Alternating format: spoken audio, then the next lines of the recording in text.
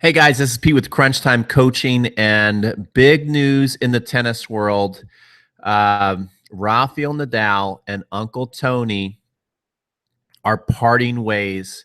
And so now Carlos Moyà, I assume, is going to be Rafa's full-time coach, the decision maker, the guy who travels with him, the main person in the box that Rafa will look up to when things get tough. The guy that's always there on the practice court. Um, and I think that this is just, I know a lot of people would always say that Rafa needed a new coach. He needed someone new to listen to. And I thought it was good that he picked Carlos Moyà because Carlos Moyà had been a friend of Rafa's for a long time. They're both from Mallorca. So, he's kind of been a mentor to him as well his whole life, and, knew him from a young kid and would hit with him and give him advice and things like that. So this is somebody that's very familiar with Rafa, and I think that that's good with Rafa because he's such a family type person to where he always needs, I think, people close to him, people that he really knows and trusts that feel like family. But Uncle Tony has been with him there from the beginning, and if you read Rafa's book, they had a very close relationship for sure. But Tony was such a disciplinarian. Even into Rafa playing on the tour, I've read stories where Uncle Tony would kind of reprimand Rafa to do like menial task in front of like other players. So I mean, it seems to me that through his whole career, that Uncle Tony has had a very, very tight grip on the whole relationship with on the coaching relationship. And so it's going to be interesting to see how Rafa adapts to this. Obviously, now Rafa is a grown man. He's 30 years old. So, Uncle Tony's been there long enough. And it'll be interesting to see, too, as things play out, if Uncle Tony did this voluntarily. I've read now two different types of stories. One where Uncle Tony was kind of lamenting that, as time went on, that Rafa's dad got more involved in the decision-making process. Then Carlos Moyà was there. So he's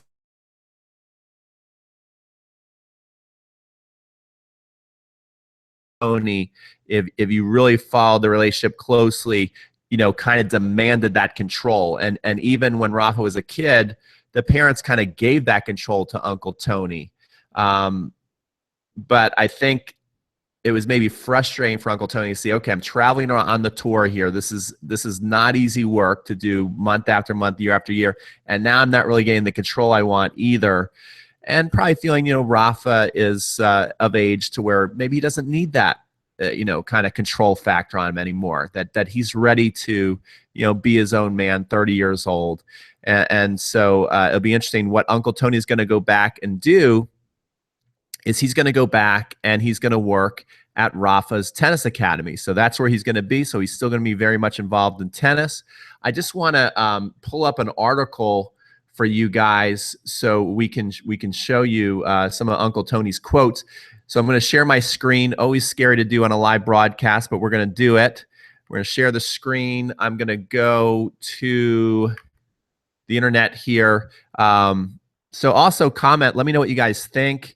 Is this a good move? Before I bring up this article and read it to you guys, is this a good move that Uncle Tony's leaving? Is this going to have a positive or negative effect on Rafa's game moving forward?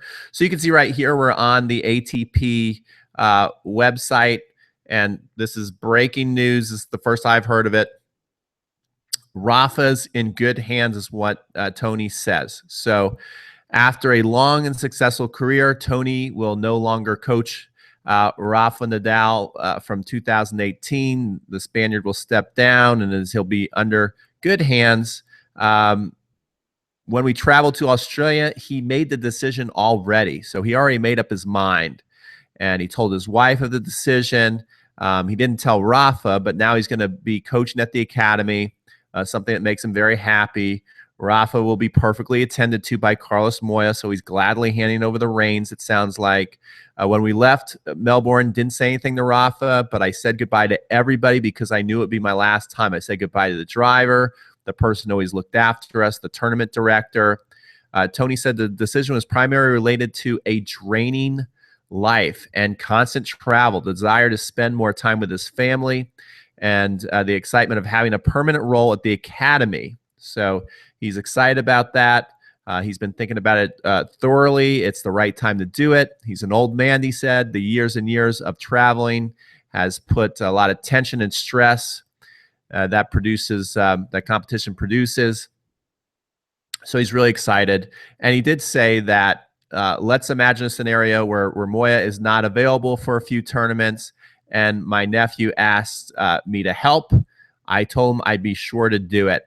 Now, one thing keeps saying in 2018. So I wonder, does this mean effective immediately, or he's going to coach this year and then the next year he's going to be off the tour?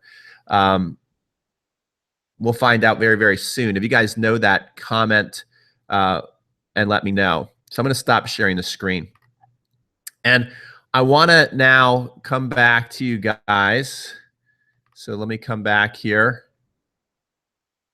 Cool.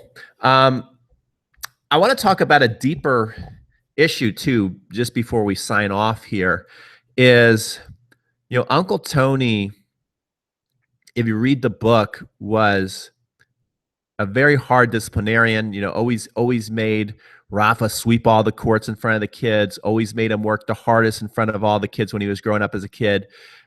He won a tournament one time. This is a very kind of interesting story in the book where Rafa won a tournament and it was a big tournament in Spain and he was very excited. And then immediately the whole family's excited. His mom and dad are excited for him. Rafa, of course, he's 12 years old, I think, something like that. And Rafa is excited. Uncle Toni comes and pulls out this list of players. And he says, who's this guy? Who's this guy? Who's that guy? And, nobody knew any of the players. And the point that Uncle Toni made was, these guys all won the tournament you just won, and they're nobody. So we haven't done anything. So kind of one of the biggest accomplishments of Rafa's young junior career, Uncle Toni just comes in and crushes that and basically lets him know that it's not a big deal. You really didn't do anything, that we're on to bigger things. And that to me is a very interesting thing, because on one hand, it sounds extremely harsh, but is it necessary? Is it a necessary evil of the tennis tour to where you have got to have an older, strong disciplinarian if you're going to have any prayer of making it on the tour? Because let's face it, if you're going to make it on the pro tour, it's not a normal life that you live as a kid. You're going to have to work harder than most adults will ever even dream of working. You're a workhorse, and you have to be extremely focused. Kids, for the most part, don't want to do the stuff that it takes to become a pro. That sure, they love playing tennis, but after a certain point, burnout's going to come in, and there's going to be conditioning and sprints and diet and all these things that most kids would go in kicking and screaming. I think it takes a strong adult to be there to say, no, this is, if we're going to make it, this is what you need to do, whether you like to do it or not. If you're going to make it, this is the way it's got to go. And I'm so torn if that's a good thing or a bad thing. I think it's more is what it is kind of thing, because if you look at Agassi and his dad would, make him hit on the ball machine over and over and over again. I mean, he basically wore out his older brother and I think his sister. I mean, he was trying to make everybody a pro. And then he finally found that he could get Agassi to perform the way he wanted to. And then he ultimately sent him off to Nick Bollettieri's against Agassi's will. Jennifer Capriati. I mean, the list goes on and on and on about what people could call either very strong relationships from the parent or a relative or a coach. I know that David Ferrer, his coach locked him in a closet, and David Ferrer ended up quitting tennis and went to become a construction worker for a little bit. And then he came back like a week later and he's like, okay, I want to be a pro tennis player. So there's just countless stories of these players who have made it, who had these very, very strong leaders who were strong disciplinarians. Some would even say borderline abusive, or not even borderline, just abusive. And my question to you guys, is this a necessary evil to make it? Like, is this what you have to have in order to make it? Of course, there's cases to where the child will say, I had a normal childhood, kind of. I mean, I don't think you can have a normal childhood and be a professional tennis player. I just don't think you can. But, you know, certainly more laid back parents, or, you know, you certainly hear the stories of, yeah, they just loved tennis. They just wanted to play all the time. I didn't push them at all. But more often than not, I mean, look at the Williams sisters. You know, that dad wrote out a whole manifesto of what they were going to be. And, you know, when the kids were 6, 7, 8 years old, he was making videos and saying off to Vic Braden. He had Rick Macy come out and basically look at his kids. I mean, he was promoting Venus and Serena very hard at an early age. And so a lot of these kids, they happen to love tennis, but they're also thrown into the ring. And you hear those success stories, but you also know that for every success story you have, to where you're like, was it worth the price? And then you have to go, well, yeah, because now they're millionaires. They're some of the greatest players of all time. They have everything they could possibly want and more. Their life is fantastic. They wouldn't trade it for anything. But for every one of those, we also know there's thousands of kids who have been, you know, abused by close coaches and relatives, and they never made it. And they probably have this scar that lasts with them for the rest of their life.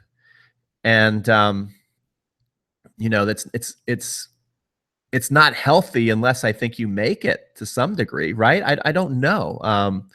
My parents, you know, I was a pretty good junior. I got to be a state champion, nationally ranked player. My parents didn't really push me that hard. Occasionally they did. They could see me occasionally get into a burnout mode or something. They kind of, you know, get me going a little bit. But for the most part, it was me.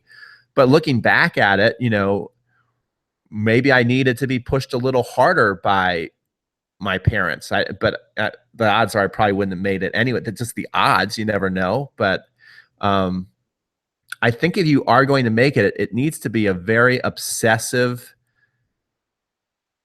I hate to say it, I think it needs to be obsessive and controlling. Of course, the kid has to have the love and the passion. That goes without saying. You know, if the kid doesn't like, although Agassi said he didn't like tennis, but I don't believe him, because he had so many great shots and could do so many things with the ball. I think Agassi had a love-hate with it more than just a hate. He acted like he just hated it when he was a kid, but I think he had a love-hate with it.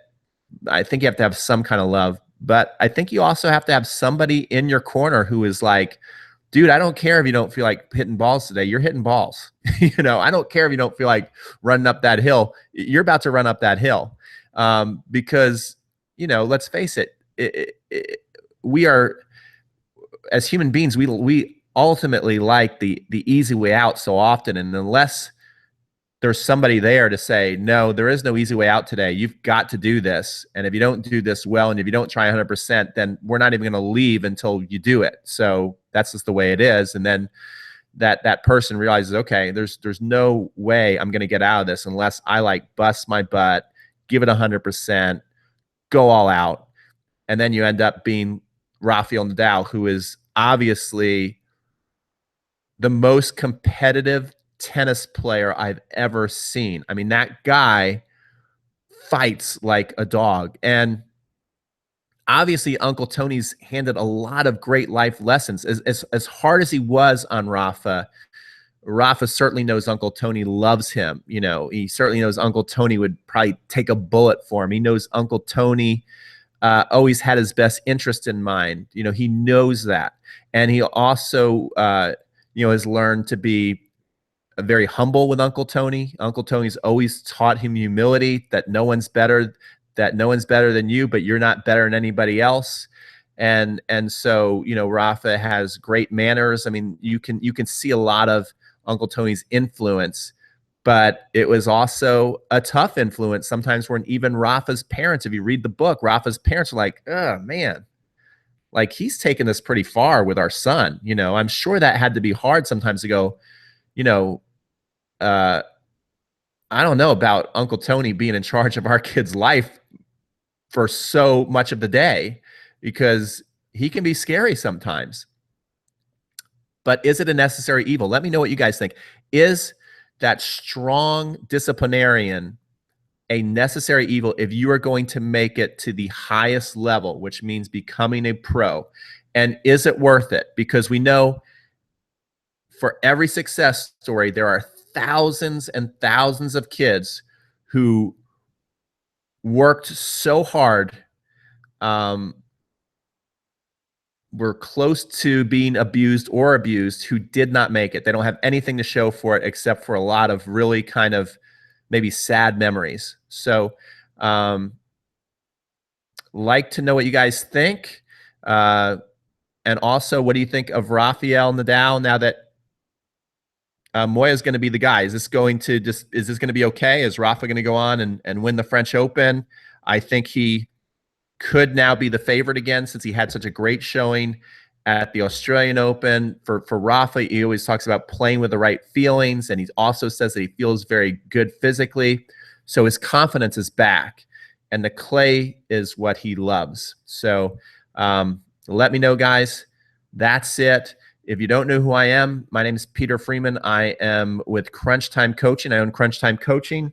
It's an online tennis website, so you can check it out, crunchtimecoaching.com. You can go right there to the front page and get yourself a free ebook on 7 steps to a powerful serve. If you want to have a harder serve, that's how Roger won, to where he, let's see, he won 76% of his first serve points against Rafa to 63%, and he had, I think, 20 aces to Rafa's 4. So think about what a big advantage of that was in the match. If you want a more powerful serve, head on over to crunchtimecoaching.com. Get your free ebook, 7 Steps to a Powerful Serve. Definitely like this video. Give it a thumbs up, please. I would appreciate that. Subscribe to my channel if you want to see more videos on opinions on the Pro Tour and matches, breaking down matches too, analyzing them, and also lots of tennis instruction from the serve, the volley, the forehand, the backhand, mental instruction, fitness with our buddy Matt Bradshaw. And that's it, guys. Thanks so much for watching. This is Pete from Crunch Time Coaching. Sign off.